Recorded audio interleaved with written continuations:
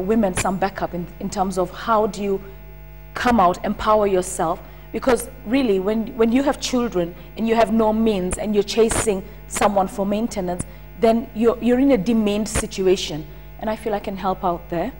More than that, I came up with an initiative when I started Adopt a Light, and I came face to face with poverty, called Driving Kenya, the 1 in a Million initiative. But of course, they refused to register it. When I joined ODM, all hell broke loose on me. I couldn't get the government to okay anything that I wanted to do. So I hope that if I'm elected and given the platform by the Nairobi voters, I'll be able to put that project in place, because I know that government has to come up with solutions, but government is highly in debt and government has other priorities. We'll make sure that the priorities that they promise in Vision 2030, for me it's not about the manifestos, it's about Vision 2030, but every president that has promised Kenyans something will have to make them accountable. So let government and legislation and accountability and budget, that's my job in terms of National Assembly. But I will also do something else. The same way I raised 500 million to light up Nairobi, I will try and raise money through my 1 in a Million initiative so that we can do something to bridge the gap between the rich and the poor. We all can make a difference. And I think since we know that the entire Nairobi is surrounded by informal settlements, is surrounded by poverty, and let me tell you, the situation that our Kenyans are living under, you would think when you drive outside Nairobi just 5 minutes or 10 minutes away, that really we don't have a government, because it's pathetic. I think the local authority failed, but it's the state that continued giving the local authority, you know, you have a local government minister and the local authority is not performing. I think we should have had a bit more accountability. But city council, and like most councils in Kenya, were an absolute mess. But you know, while we form the county government, I think at least I would advocate that at least 10 or 15% of their income sorts out the city council's backlog. We cannot have the impunity of thinking we can just do away with this institution and move. I mean, what happened to Adopt a Light? Nairobi City Council signed an agreement with me, and they were called Nairobi City Council. When we went to court, they argued that we're not Nairobi City Council, we're City Council of Nairobi. She signed with a non-entity. And I was like, wait, where are you guys coming from, you know? So when you take a look at that, and obviously having had that encounter with the city council, and now we're moving into the county governments, and of course all the city councils, municipal councils will be absorbed into the county government. What do you think are some of the solutions to sort out, you know, the rot and the mess that is there in the council? Strong anti-corruption, break the cartels. We've got cartels in every section. I keep saying that, you know, Nyerere prophesied or said Kenya is a man-eat-man society. We actually thrive on destroying our own people. You know, you find the city council on Friday will pack up its pickups with a lot of Kenyans, innocent Kenyans. You know, you were smoking in a non-smoking designated area, you were hawking, and just get them into the car. And basically the drive around town is just to extort money. I myself had 32 cases in the city council court, one after the other, immediately after the elections. They just went on a rampage. And okay, I could afford a lawyer, and I won all my 32 cases, so it shows it was malicious. Impunity. The systems that bring about corruption need to be broken. You know, when you look at garbage collection, Nairobi is full of garbage. Yet, if you look at city council, if they can produce an audit account, they probably spend billions on garbage collection. But you see, those billions are paid to themselves. They are all garbage collectors. I think we have to have a way to audit the companies that trade with our public institutions to make sure that these companies are not companies that were incorporated yesterday. These companies have a track record. And I believe that the audit companies in Kenya, the 10 or 15 really big audit companies that have a reputation, if called upon, can actually, because they're citizens of Nairobi as well and residents of Nairobi, if called upon, they might be able to take different departments within the city council. Because when I was running for mayor, I had spoken to about 5 or 6 audit firms, and I said, listen, if I become the mayor, I need you to come in and audit rates. I need you to come in and audit the property. Because city council's assets, nobody can give you a list of what the city council owns because they've disposed of everything. All right. Yeah. So let's talk about that. This is not your first bid for any political office in this country. You've done this for a while. What makes you confident of your win this time around? Before we even go into getting confident about that, let's talk about the challenges that women face in running for any political office in this country. Do you think the stage is fair for both men and women? I'll tell you what, the affirmative action of having 47 women come into Parliament is fantastic, and I have a feeling that if we work together, one of the things that we're going to do is basically stop watering down the Constitution and saying we don't have enough women. 53% of the population are women. What we need to do is make sure that we create a fund to develop our women leaders, and we have to have finance for the women. We have to have finance and we have to have security. Elections are expensive, and there are women out there who will make amazing leaders. They're already running their households, but they don't have the finances and they feel insecure. But I think right now, seeing the 47 women in Parliament, I just hope that in Nairobi, out of the 17 constituencies, we will have another 2 or 3 women coming in, because that will show that once we're in there, we can stop this male-dominated position that Parliament has always had. And I believe that with the 47 women and the ones that will come in elected and nominated, Parliament is going to perform a lot better this time round, because the women are very close to the problems of their fellow women. Okay. And do you feel then happy within the KNC in terms of how their policy is for women? Let me tell you something. You know, I have met candidates from the big parties, you know, and what is so sad is these big parties that were funded through the Political Parties Act, they got funding. The funding just went to presidential. It didn't filter down to the candidates, and especially not to the women. I have to say that Peter Kenneth, even with his limited resources, my goodness, he has tried to fund all of us. He's tried to give us posters, he's given us a roadshow truck to go out with entertainers. I mean, he's spent for us to go out not less than 200,000 to 300,000 every time we go out. So he's been very supportive of all of us across the board, and I believe that sometimes we shouldn't go for the big parties, because the big boys really play tough. Okay. On the newcomers in politics. They expect you to just ride the bandwagon and basically campaign for them. But you've got to do your own campaigns on the ground. Peter just leaves me. He tells me, no, I don't need you to come to Mombasa with me. I don't need you to go up country with me. You need to focus on Nairobi. And that's exactly what I've been doing. And while I'm in Nairobi and he's out of town, I get his truck, I get the support of the Secretariat. KNC, small as it is, very organized, fantastic team in the office, 24 hours available. Okay. I couldn't have asked for something better. All right, okay. When we're talking about the playing field being fair or not, sometimes, of course, this is politics and people will bring out all manner of things from your past and your history, and you've mentioned some of the personal struggles that you've gone through. Do you think sometimes those are used unfairly? With my case, can I tell you something? We're all imperfect, and nobody has the perfect relationship, not even royalty. So we have to accept reality. I've had situations where I've gone into shows and I'm asked questions like, oh, so you went out with a married man. We live in Africa. The chances of going out with a married man are very high because we have polygamy. So culture and religion kind of conflict. But I'm in that situation. I have 2 lovely children out of that situation.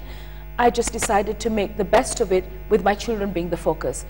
And I learned a lot about it. And I think my experience is something that I'm the kind of person that I accept what I can't change, and I try to make the best of it, all right?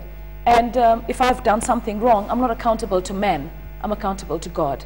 So I don't take any harsh comments coming my way, but I'm strong. But a lot of people are not that strong, okay. You know, so you give them a harsh comment and they just go out of the race. Esther, do you think it would be easier for a man who's in a polygamous situation? Oh, they wouldn't even question it. That wouldn't even be a question. It wouldn't be a question. It wouldn't be a question at all. But it's the men that put the women in polygamous situations. I mean, when I met the father of my kids, he came to ask my parents for my hand in marriage. He posed as a divorced man, and he wasn't.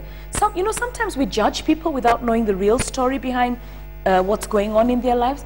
But you know, for me, I think I was bold enough to say, you know, when I found out that he was still married, I was bold enough to say, I want out. And I went to sue for maintenance. But I was not prepared for him saying, I never fathered those children. And I had to deal with that emotion. And then we reconciled and we got back together again, because I thought to myself, you know, he's the father of my kids. My kids need to know their father. It's not been an easy relationship. It's tough. Anybody in a polygamous relationship will tell you it's tough. But then I also meet women that are not in a polygamous relationship, but they also find just the culture amongst African men, or men in general, you know, because I've also have friends who are married to Asians or friends who are married to Europeans. I think society today has reached a point where infidelity is a way of life, and women have to deal with it, you know. All right, okay. Let's move away from that now and just talk about your plans to make women more empowered, particularly in the informal settlements, many of which are there. So what would your plans be if you want to be able to represent their interests? First of all, the first thing is, of course, legislature, budget and accountability. We're going to be giving Nairobi County a lot of money to manage Nairobi. I would want to know how they're spreading that resource. Very important, because we need to spread it around the basic needs. And I'd also want to see government tell us how are they going to continue upgrading slums. We're building our superhighways, that's fine, but we need to continue upgrading the slums, and we need to move in a very high pace. We need to reclaim a lot of the land that has been stolen.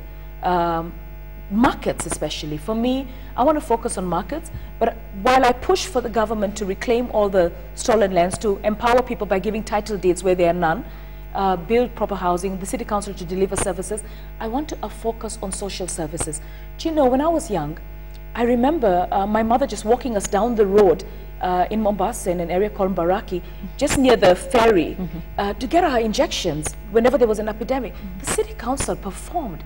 It was so close to the people, and we need to build the social services. Social services in the city council is about the housing, removing you and getting the next one in and getting a goodwill. No, social services is about getting the child that is on drugs, getting the child that is out of school, getting that mother who's abused, getting that single mother who needs help, getting an unemployment benefit. We need to connect with the Kenyan people, getting drug rehabilitation centers going, orphanages going. Social services should be already set, and then the private sector comes in and backs it up. But in this case, social services is dead, and the private sector is trying, and the government is disconnected. They came up with something called cash transfer. Yes. To help the women who are taking children in. 2,000 shillings when you have 500 children over 60 days, and sometimes you don't even get it, and sometimes you have to give a kickback. You get that 2,000, you give the guy who's giving it to you to 500 shillings. I mean, we've got to stop trying to bleed Kenya more.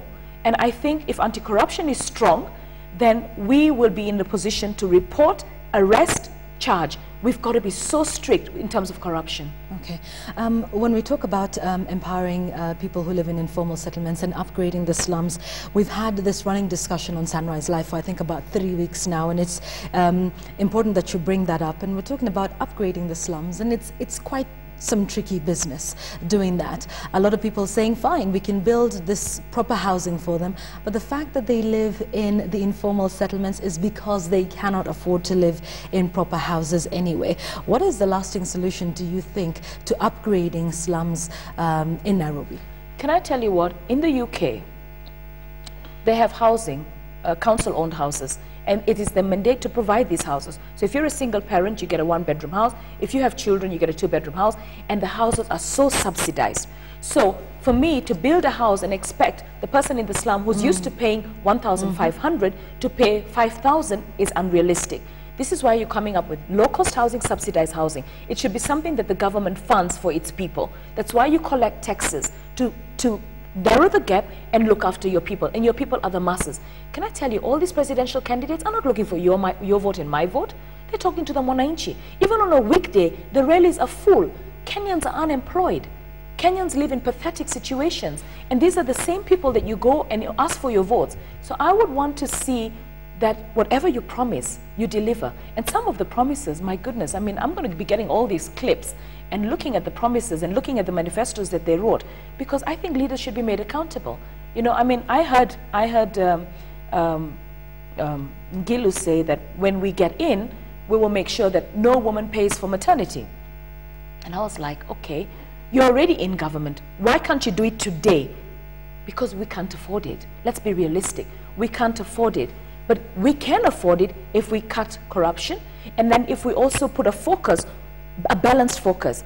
We can't just spend all money on huge contracts that we can all get kickbacks, and that's where our focus is. Okay, all right. So speaking about that, and the county women's rep seat, for those that may not understand, there are new seats in the government, 6 new positions that we will be casting our ballot for, as opposed to 3 in the last.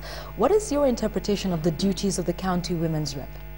You know, it's a National Assembly. It's almost like an MP. but the MP has a constituency. The county woman rep has the entire county. I believe it will be to articulate issues relating to women.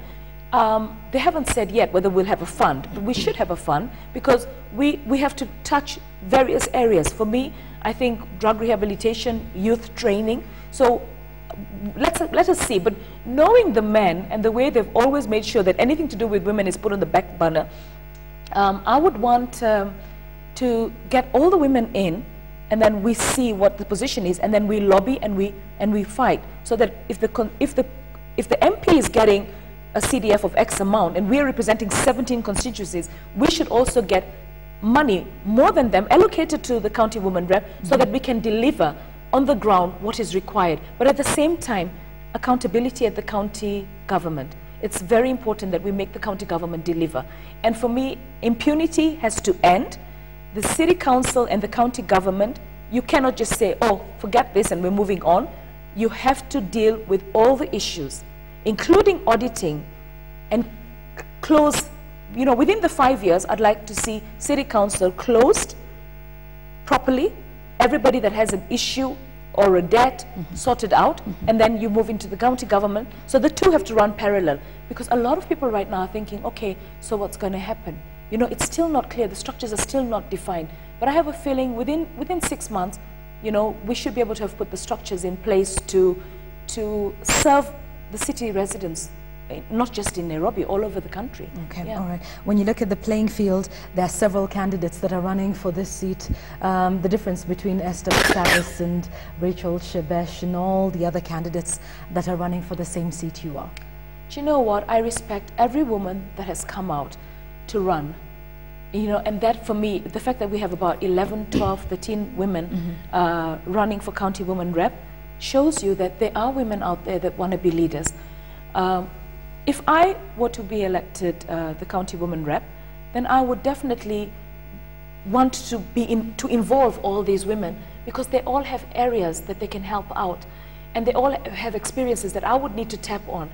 I have promised my constituents in the entire county of Nairobi that I will be accessible by having an office in every county, and I intend to work with everyone so that we can actually serve Nairobi residents. There's no reason why we cannot come together and serve the city residents, because all of them, I would want them in the next government. If I were the winner, I would want them in the next government. So I'd have to keep us connected.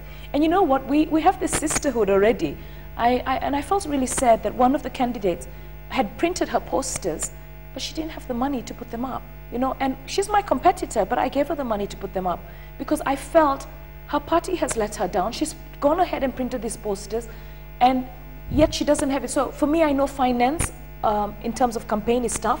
I've come up with a Get Involved campaign, and I'm using the funds that I'm raising to not only help myself, but also to help the county reps that are running under the Kenya National Congress, and also to help the members of parliament, because we have to come together and help each other. So I've assumed that leadership position in KNC to help the party and to help as many of our leaders. And I've met some amazing young people. We've got a Rasta guy called Kanye in Mathare, who's so in the ground. We've got Pato, who's in Makadara, who's also Patrick, who's also very good. And I love the fact that this parliament is going to bring a blend of Kenyans from all over, and that's going to be fantastic for Kenya. Okay, all right. So the new face of Nairobi, what would that look like to you? You've done your Adopt a Light, you've tried to put lighting up in informal settlements, in areas where insecurity was rife. But if you win that seat, what do you see yourself doing to Nairobi, or where would you see the Nairobi County in the next 1 year, let's say? Clean. I want to have control of all this garbage. I feel that while the county government has to do its part, and we will work obviously together to make sure that they do their part, Nairobi is so dirty. And then we also need to get rid of these dusty roads. I mean, I have had such a bad chest since I started campaigning. And when I drive through these campaign trails, there's a string of little children walking back to school or from school, and all these cars and motorbikes just giving them dust. You know what? We have to look at what is the effect of these dusty roads on our medical bill, on our health bill. So, of course, I'd like to see more roads so that we avoid this health crisis, we also have to have water. We need water, and you know, I think I would advocate for free water. That's a basic need. Free water to the informal settlements. Let's give them something. I mean, in South Africa, they work at even giving free electricity into the townships. We can do this. I mean, you can't expect somebody who's poor to pay the same amount of money for water and electricity as we do. And can I tell you something? They pay more than you and I, because they get this one bulb in their informal settlement, which is illegally tapped, which will probably create the fires in the slum. And it's the same Kenya Power and Lighting people that give the connection. You know, I'm telling you, we've got to break the cartels. And I would want to break every cartel. I'm not going to be very famous for doing that, because this is money minting for everyone. But come on, Kenya. We have to change. You know, change of our country starts with us. Okay, all right. Let's go to the tweets now that are coming in. Eric Kennan, thank you so much for tweeting in. You say, she launched her bid too late and her campaign is not extensive, though she has my vote. Let's talk about that. The decision when to launch, with seeing some other people declaring their interest in the seat much, much earlier. Do you think that is a disadvantage? Do you know, I have this question everywhere I go, but I didn't want to start campaigning until I was cleared, because of course I talked to Peter Kenneth maybe 2 or 3 weeks before we reached the end of the process. But I was given my appointment for clearance on the 1st of February, and it was only when I was clear that I felt it was right. Can you imagine if I started campaigning 6 months ago and then for some unknown reason I didn't get the nomination or I didn't get cleared? It would be wrong. You know, it's not nice to give people hope and then they lose it. You know, so when I ran in Embakasi, I honestly believe we won, but the structures in the electoral process were not there, you know, and there was this drive to make sure that ODM didn't get another seat in parliament, so at any cost. And I know that the system was so weak that people could vote. One person could vote in 5 different polls, 15 times, you know, on the same day. But this time I thought, you know, get your clearance, you know, don't do it like the mayoral process. I mean, I had campaigned and then boom. Okay. The Friday before I was not in the race. It's not too late because I have a track record. I might not have connected with you personally, but I've been going into the slums. I mean, just about 3 months ago, I was in Kibera giving mattresses to the women. You know, the women who have HIV in Kibera, they have this little Mabati square room in Kibera, and they put, the mothers go to work and they leave all their HIV babies, and I'd visit that little baby daycare, and the poor kids were sleeping on the ground, and it's just mud. So I went to Vitaform and I said to Vitaform, you know, I need to buy some mattresses and I need to buy it for this home. And they said, you know, you're not going to buy it, we're going to give it to you for free. So I just took the mattresses. So for me, I've been connected. I've sponsored a lot of children to education. I've gone when there's been slum fires. I've gone when there's been water shortages. I've done my own thing. So I've been connected with the people, and not just in Embakasi, across the board. Embakasi, because of the nature of the candidate that was there and the stoning that I underwent, I just thought, you know what, I need peace. I don't need to get this guy threatened. So I would actually sneak in and sneak out. I remember going to Mukuru Girls for a function, a prize giving, and I paid it was a school. I paid for their electricity bill for quite a long time because they couldn't afford the electricity bill. Talking about something like that, you're giving free education and yet you can't fund the electricity to the schools. I think we as a government, we've got to be sensitive to the people of Kenya, especially the poor people. Okay, all right. And here's an interesting one, now that you've talked about visiting the women in the slums and in the informal settlements. This is an interesting one on Twitter. Michael Odongo, thank you for your tweet. You say, why did they seem to concentrate so much on the slum women? Upmarket areas too have women. What are the issues facing women who are not in informal settlements?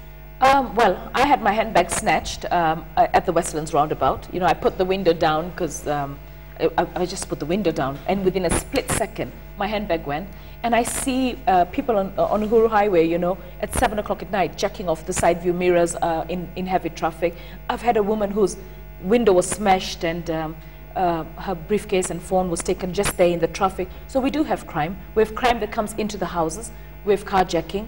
We have basically crime is the biggest issue. And then, of course, when it comes to certain societies, like if you look at the Muslim women are disempowered when it comes to the Sharia law.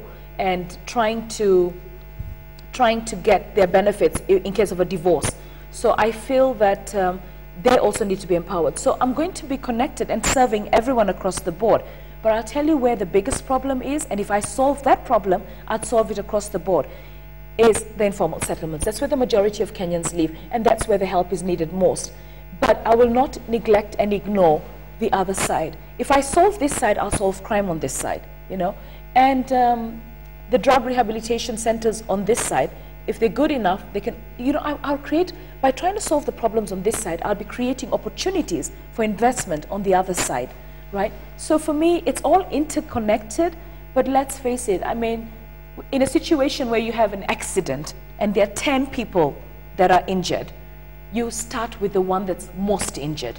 And for me, the informal settlements is where the injury is really, really high. Okay, all right. What do you think about this one? Says, Esther Passaris is a great mind, but politics isn't her game. She has a vision, but model for a governor, not a politician. Wow, okay. As I said, you know what? I think I'd be better placed being the county woman rep and learning. You know what? It's not, for me, it's, I think I like to go into a place where there's a bit more structure. And I don't think there's structure right now in the county government. And if we're going to go by the structures of the city council, heavens forbid, it's going to be a tough job. I would want to start with the county of Nairobi as a woman rep and learn, because you know what, life is about learning and then achieving. I feel that's where I'm better placed. And really, if Embakasi wasn't split, I probably would have been an MP for Embakasi. But as I said, I just couldn't choose one over the other. They were like my 5 children, you know, and I couldn't. All right. Do you, you've just mentioned the structures of the county government. Are you hopeful that the Nairobi county governor, whoever he or she will be in a position to sort out what's happening at the Nairobi City Council? It's a battle. A lot has been happening over so many years. Some of the ills in the City Council are actually institutionalized, can we say. What sort of task do you think the county governor of Nairobi will have in terms of trying to clear up the City Council and making this city what we want it to be? You know, you need to be an absolute administrator. You've got to have a business mind. You've got to understand that it's, you spend what you have and you spend it efficiently. You've got to get 10 times out of 1 shilling than you'd normally do. I mean, for me, we do have a county rep, a governor running under KNC, but he came in late into the race, and he's not aggressive in terms of marketing himself. So, judging from the 3 that have really come out openly, I mean, you've got Waititu, and you've got Kidero, and you've got Jimna. I really, personally, am going to vote Jimna. And I tell everyone, don't go 6 space, you know, because I really believe Jimna Mbaru would make a fantastic governor. And the reason I say that is because he's managed, through the capital markets, he's managed a lot of companies. And to do that, he's got to understand the issues or bring them to an accountable state. And he looks like a silent person, but I think he is a good thinker, and he will know how to put the right structures in place. So that's important.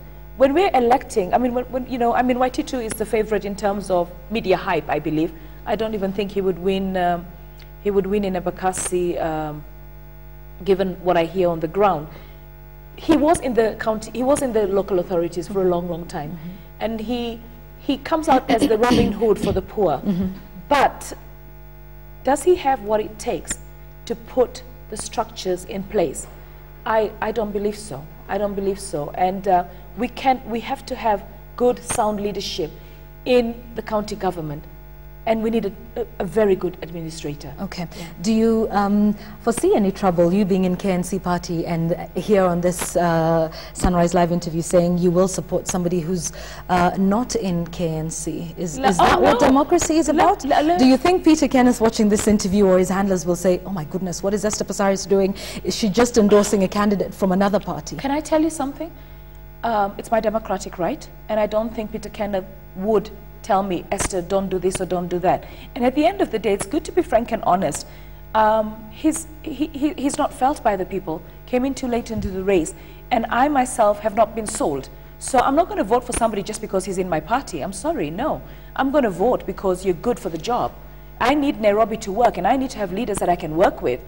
And I don't think Peter Kenneth would be offended that I said that, because at the end of the day, it's my democratic right to vote the leaders that I think can serve the Nairobi better. Okay, all right.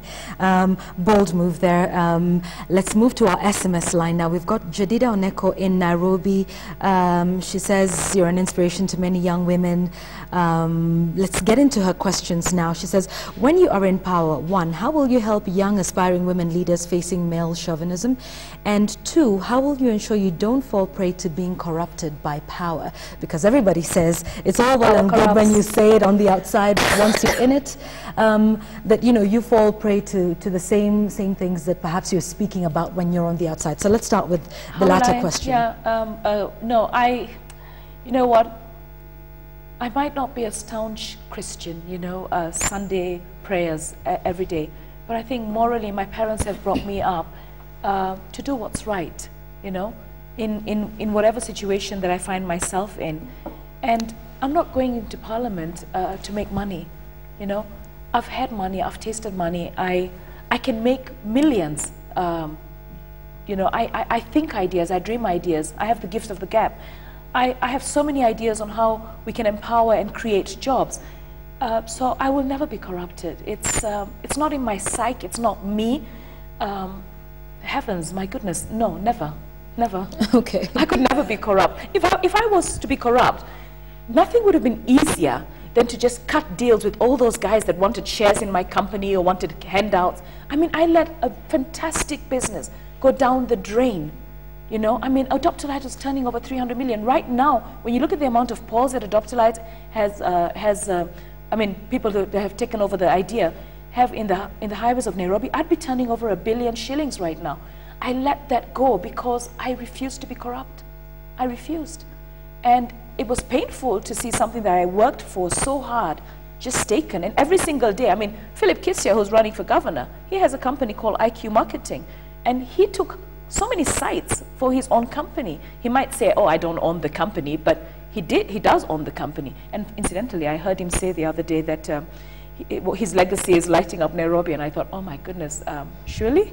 No. You know what? Every place that I go that has lights that the city council has put up, the bulbs are not working. We were not about putting up lights, we were about putting the infrastructure and maintaining it. As Kenyans, we have to come up with a maintenance culture. We can't just build roads and then walk away. Thika Highway. Kissia launched these trucks for cleaning the highway. They were supposed to run at night, and I've never seen them. And yet, Thika Road is so dirty right now. Come on, if we're going to buy a new dress, let's wash it, let's iron it, let's keep it in the cupboard nicely. We don't buy a new dress and then throw it on the floor or not wash it. We've got to maintain, and we've got to have a maintenance culture. Okay, so on to her second question, Jadida, who sent us in an SMS. She says, how will you help young aspiring women leaders who face male chauvinism? You know what? Just go. I remember when Parliament first discussed Dr. Light, the late Mwenje, who we later became friends, said to me, Passaris, you're going to make money until Jesus comes. I was driving through Mombasa Road and I was counting the polls, 100,000, 100,000. By the time I reached 5-6 million, I was stuck. And they have a problem with women being empowered. But when I go out into the informal settlements and I talk to the men, I said, listen, you don't know when you're going to die. You have this woman as your wife. You don't want your children to suffer when you're gone. So empower her. And then Kenya is dealing with a huge crisis in terms of single moms. And single moms and also the young, early pregnancies. I think we need to have programs that basically train. And I don't believe that we should train people. Yesterday in the debate, somebody said everybody should go into the Jua Kali. No, I don't want everybody to go into the Jua Kali. One woman said it was challenging for her to go into the Jua Kali. I feel that the Jua Kali, first of all, we need to have products that they produce that we can buy. Do you know what? When we slum upgrade, I don't want anything brought from China. I want the Chinese to bring the machinery here and our Kenyans to start producing the items. Why should we bring doors for all our slums from China? We can bring the technology and employ our Kenyans. In fact, slum upgrading should be 99% local content. That means the handles for the door. So then what you do is you get the Jua Kali, you create this factory, and then they pay you off, they pay the Grameen Bank's way. You know, he gives you a cow, and then, you know, he collects the milk, and then you pay your cow, and he gets the milk. We have to come up with a situation where we create products, doorknobs, you know, sinks and bathtubs. Let's face it, we cannot, as Kenya, sit here and employ Chinese and Asians. We have to employ Kenyans. So we've got to try and find a way to buy Kenyan, build Kenya. And I know buying Kenyan is going to be expensive because our energy costs are high, but we've been talking about alternative energy, wind, solar.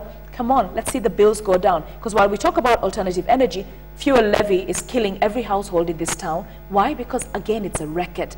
You know, it's a man-eat-man society. Everybody's making a buck on the mwananchi, and that's wrong. Okay. You've just talked about this, and this is an interesting tweet, and I think I'd like you to answer this from Flavor Mangs, who sends in a tweet, and he says, Passaris comes forth like the country owes her. You've just talked about, you know, losing Adopt-a-Lite, and obviously that's something painful, building a business from scratch and then getting it to that level and then losing all of that. You know, yes, the country does owe me. The government has to be a government that provides a conducive environment for trade. How else are you going to create jobs? How else are you going to improve in security?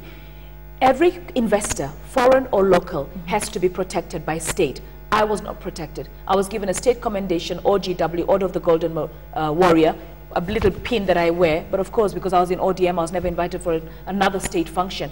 The thing is, everybody that invests in this country should have the protection of the government. Every Kenyan that is born into this country or has become a Kenyan citizen, right, whichever way they become a Kenyan citizen, have rights, you know. So for me, it's the government has an obligation to protect its citizens. I was not protected. Why? Because I took a position politically. You cannot victimize people because they take a political position. It is their democratic right. So the government, when he says they owe me, they don't owe me. They owe every Kenyan services, opportunity, equal rights. Okay? They owe it to us. All right, okay. Do you think of reviving Adopt-a-Lite one day? Or is that something that you've just, you know, buried and said, okay, been there, done that? Adopt-a-Lite is in court. We've been in the Court of Appeal for the last 5 years. Unfortunately, the court did something that was absolutely ridiculous at that particular point. We were in an arbitration process, myself and City Council, and my competitor, who wanted to take over Adopt-a-Lite, basically goes to court and says that he wants to be enjoined in the arbitration process where he's not even a party to the contract. The court granted him that. The arbitrator tried to proceed, and of course he became very rude, and now we're in the Court of Appeal trying to find out whether it's just for a person who's not part of the contract to be part of an arbitral process of two people in a contract. That Court of Appeal matter has been coming and going, but never heard for over 4 years. Justice denied, justice delayed is justice denied.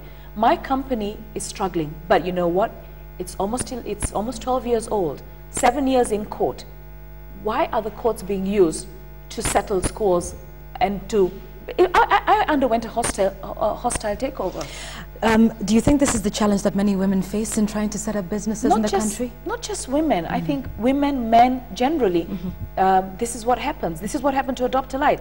A competitor basically wanted the business, and he used the courts to slow me down, and he used the media, because this is Kenya, you know. I mean, even the media, you can buy the media and get them to air whatever story you want. I mean, at one point, I just reached the point where I said, you know what, I'm not going to kill myself with this. I'm just going to wait for the process. And City Council, or the county government, is going to pay me a fortune because I had a contract, it was legitimate, and they breached it. And every time I try to talk to them, that, you know, you guys, the impunity, somebody's going to pay for this. And what I hope is that when finally City Council has to pay, or the county government has to pay Adopt-a-Lite for the damages, all right, that it incurred as a result of the breach in the contract, I just hope that the individuals that were the ones who actually showed impunity in their public offices will also be charged because they made a wrong call. Okay, all right. So in the beginning we asked you about why KNC, but you were also in ODM. And there is that tweet here, legal counsel saying, why KNC and not a Accord party? Do you know what? I was with ODM, and part of the reason that I was run over in every area was because I was with ODM. When you look at the two principles, they're like neck to neck.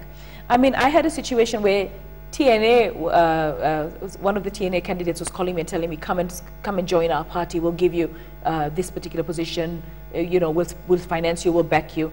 And of course, ODM, but I had already quit ODM in 2008. In 2008, after the Embakasi election, I resigned from ODM. So I was actually without a party. Why?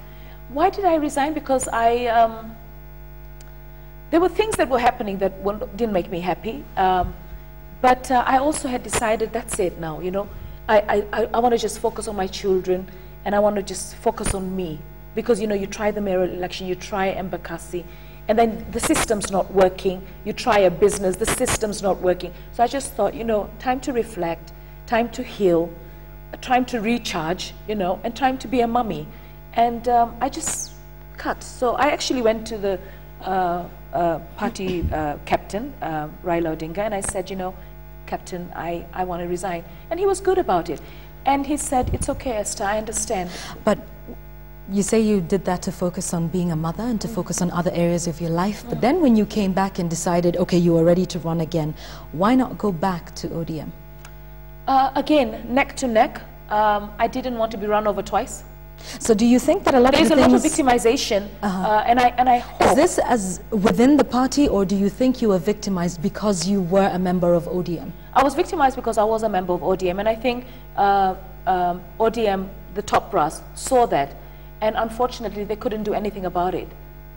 Even though they were part of the government, they didn't really call the shots, you know. And my expectation as a person is I didn't expect special favors from ODM. You know, I just respected the fact that there were limitations. I mean, after all, I'm stuck in court. ODM can't do anything about me being stuck in court. And so, having said that, I mean, I met Raila yesterday at the prayer meeting, and I have a lot of respect for him, you know, and I think he respects the fact that I made a decision to join KNC. I don't think he has a problem with that. Of course, I spoke to Mama Ida, and she was like, Esther, you should have come to me, you should have joined us. And I said, you know what, you didn't come looking for me, and Peter Kenneth came looking for me. And I was following him and watching him because he also started his campaigns early. And one thing I can say is Ida Odinga's definitely going to vote for me, you know, so I'm fine with that. I like that declaration here. No, I mean, she told me, she said, you know what, you're my woman candidate. And I was so proud. I'm telling you, this election is not about six-piece. It's about who do you think can do the job better. And she knows why I chose KNC. She knows, I mean, let me say something. I have a lot of sisterhood in ODM. ODM is a really networked party. It's got lots of structures, and I think one day they should write a book about how they put the party together. I mean, TNA is, what, 6 months old? ODM is much older, it's stronger. And if you look at the structures, I mean, everywhere I go, the people that welcome me are my ODM family. And you know what? I've also got amazing support on the Jubilee side. Because right now, they're not looking at me and thinking, oh, she's KNC. We've said to everyone, it's not about the party. Right? Our parties still have a long way to go. And in terms of strength and growth and structures, I think ODM has it. Okay, we had a problem with the nomination process, but it's a big party. It's expected. And of course, the media just needed to run it down completely. But I really believe that ODM, look at PNU. Where's PNU? Dead, buried, gone? You know, okay. ODM's still surviving. It's there. Do you think that's something you want to copy at KNC? I believe that KNC can learn a lot from ODM in terms of structures, but ODM can also learn a lot from KNC in terms of support to its candidates. So it goes both ways. We can all learn from each other. Okay. At the end of the day, let's put Kenya first. Let's put Kenya first, and if we put Kenya first, we'll all be fine. All right, okay. Tonight, it's, I think, about less than 12 hours now to go to that second historic presidential debate. In closing now, Esther, let's take a look at what your expectations would be for that debate that's happening tonight. Peter Kenneth is obviously going to be there. What are your expectations of Peter Kenneth's performance, and indeed of all the presidential candidates that will be there? You know, this is an opportunity for everyone to showcase themselves, and I thank and compliment the media for coming up with this national debate. I mean, even yesterday, one of the media houses ran a debate on the women. Do you know what? It's your chance to see the presidential candidate away from the campaign trail, where it's just cut and polished, and you know, and it's all that pomp and excitement. Here, he's standing there, he's under pressure, and I'll have to tell you this. I mean, I sent Uhuru a message yesterday, and I said, please, please, please, go for the debate. Why? Because we need everybody to be there, you know. And I feel that Kenyans, this is your second opportunity to see your leaders. If you've made a decision and it's based on chama or it's based on tribe, then you know you're on the wrong side. You need to make a decision based on leadership. Listen to everyone. Everyone has got something to offer. And then whatever resonates with what you think are the needs of the Kenyan people, you included, then you make your vote. I really do not want any Kenyan to vote based on tribe, because that is destructive for our country. Vote in a leader because he's good. He has what it takes. And then, you know, let's have a peaceful election. Is Peter Kenneth that man? Is he the good man? Is he the one that has what it takes? For me, yes. And there are others that have what it takes. I think every presidential candidate is coming to the table with something, but you've got to choose one out of the 8. So I've chosen Peter Kenneth, and you might choose someone else, and someone else might choose someone else. But at the end of the day, the majority will win, and we have to respect the majority. All the 11 or so million voters will decide, and the one that Kenyans decide is the one that will lead this country. And it was lovely to see all the presidential candidates say yesterday that they would concede defeat if they lost. And it was also nice for them to say that the last week of campaigns, they will try not to get at each other, because they're not enemies, really. They're in a competition, you know. It's like being on the track record and you need to push your opponents off, you know. There is this comedy called Borat, and he goes shooting everybody on the track because he's trying to win, you know. Yeah. So, look, Kenyans will decide. Let's respect the decision. One message to the IEBC. Please, please, for the sake of Kenya, for the sake of the integrity of the electoral process, conduct a free and fair election. I know we might have hitches here and hitches there, because that's normal, but manage it well. And be sincere to the Kenyan people. You paid a lot of money, a lot of tax money to run this process.